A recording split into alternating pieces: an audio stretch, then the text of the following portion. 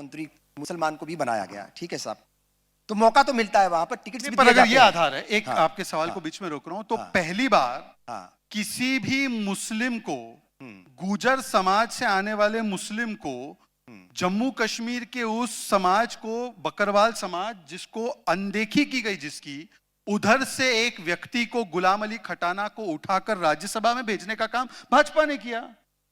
अगर राष्ट्रपति द्वारा अरे भाई, वो कौन राष्ट्रपति अपनी मर्जी से थोड़ी करते, वो तो कैबिनेट जो नाम देती है, जो सरकार नाम देती है, उसी को करते। वो राष्ट्रपति जी का विवेक नहीं होता, और हमारी सरकार का विवेक है। उसीलिए मैं कह रहा हूं, मैं आज कह रहा हूं कि जो एक समय पर, मैं आपको दूसरा उदाहरण देता हूं खुर्शीद भाई, गुजरात में भी 9-10% मुस्लिम है, मतलब कि कायदे से 180 में से 18 सीटें मुसलमानों की देनी चाहिए हर पार्टी ने। कांग्रेस पार्टी ने, और ये मोदी जी के आने से पहले 1995 में लास्ट 10 से ज्यादा सीटें दी थी विधानसभा की, उसके बाद कभी नहीं दी है। मोदी जी थे भी 4 तक देते हैं अब। मतलब क्या है कि चाहे कांग्रेस हो या कोई भी और दल हो, वो ये निर्णय विनेबिलिटी के आधार पर करता है। अगर कांग्रेस करे तो वो विनेबिलिटी का आधार ठीक है, अगर भाजपा विनेबिलिटी के आधार पर सबसे मजबूत प्रत्याशी को उतारे तो वो सांप्रदायिक है। या तो आप कहिए कि दोनों विनेबिलिटी के आधार पर करते हैं, या कहिए कि कांग्रेस भी सांप्रदायिक। अब ये गारंटी कैसे दी जाएगी कि जिसको आप टिकट दे रहे हैं वो सारे जीतेंगे ही? पिछली बार 200 जो है वो टिकट दिए थे ना आपने, और 199 दिए थे नॉन मुस्लिम्स को, एक टिकट दिया था जो है उनका टिकट काट करके फिर टोंक से उतार दिया था, कहा गया था इनको भी हराने के लिए दिया है। उससे पहले 4 टिकट दिए थे तो 2 जीते थे। राजस्थान की विधानसभा में एक वक्त ऐसा भी था कि सिर्फ 2 मुस्लिम एमएलए थे, 2 विधायक थे, और दोनों बीजेपी से थे। कांग्रेस से 21 में से एक भी नहीं जीता था, ठीक है, तो ये भी वक्त था। तो ये क्या गारंटी है कि ये हारेगा ही? भाई एक बार जो है आप दांव तो लगा करके देखिए, नंबर 1। दूसरी बात, एक चीज और है, ये जो कांग्रेस के अंदर अगर कहीं खौफ आया है कि वो 10 सीटों के बजाय अब 3-4 टिकट ही देती है गुजरात में, या दूसरी जगह भी टिकट कम ज्यादा करती है, तो उसका श्रेय भी कहते हैं कि वो बीजेपी को ही जाता है। वो खौफ ज्यादा जो है आपने उनको भी कर दिया, तो मतलब उनका कोई सिद्धांत नहीं है। आप फिर कहिए ना कि उनका सिद्धांत जो है सेकुलरिज्म का, वो यूज एंड थ्रो वाला है, कि काम हो गया तो काम बन गया तो अब हो गया, अब उनको कोई दूसरी राजनीति अपनानी है, या उनको जो है वो जिसको कहते हैं हम चुनावी हिंदू बनना है।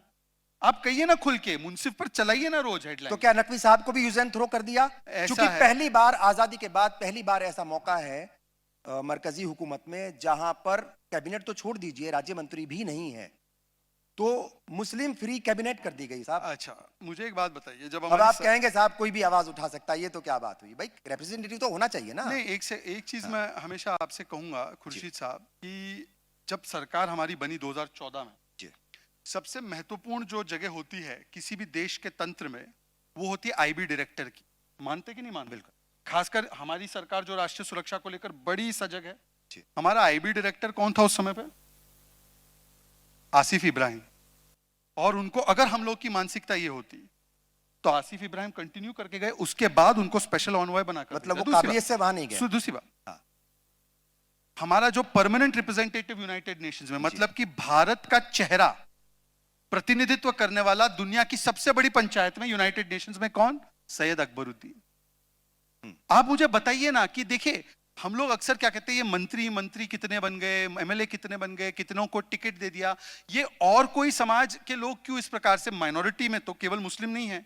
कभी पारसियों का सुना है आपने? पारसी ने कहा मेरे कितने मंत्री बने, मैंने कितने एमएलए ले लिए। कभी जैन समाज के लोग ने, कभी बौद्ध समाज के लोग ने, कभी और कोई समाज के लोगों ने, क्रिश्चियन समाज के लोगों ने, ये कभी नहीं होता। अपनी आवाज उठाते हैं। नहीं, सब अपनी आवाज उठाते हैं। पर देखिए, मैं आपको एक बात ईमानदारी से कहना चाहता हूँ, हम लोग की ये जो सोच है, हम लोग जब बंटवारा हुआ और उसके बाद जो मुसलमान यहाँ पर रह गए, वो इसीलिए यहाँ पर रहे क्योंकि हमने अपने संविधान को माना, और हमने ये माना कि हमारा प्रतिनिधित्व केवल कोई हमारी कौम वाला या धर्म वाला कर सकता है। ये आधार पर हम लोग नहीं सोचते देश बनना चाहिए।